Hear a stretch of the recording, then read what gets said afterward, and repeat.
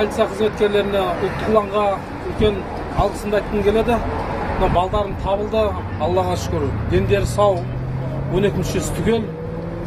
Мыңда бір алғыс сіздерге. Рахмет көптен көп. Сіздердің аянбай қызмет еткендеріңіздің арқасында осы аман сау, аман есен табылып жатыр. Үлкен рахмет. Алладан қайтсын жақсылықтарыңыз. Баршаңызға мың алғыс.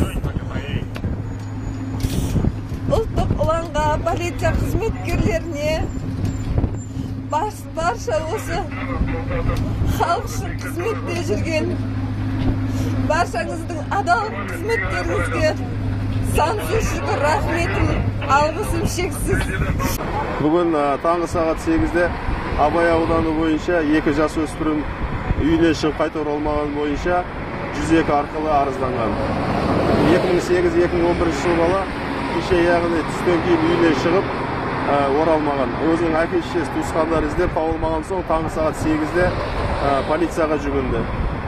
Сағат 8-ден бастап департамент бастығы мен Шымкент қаласы полиция гарнизоны дабыл бойынша көтеріліп, 2 жасөспірім іздеу жұмыстары жалғасты.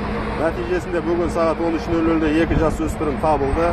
Дендері сау, ешқандай зақым келмеген, ата-анасына тапсырылып берілді қазіргі таңда.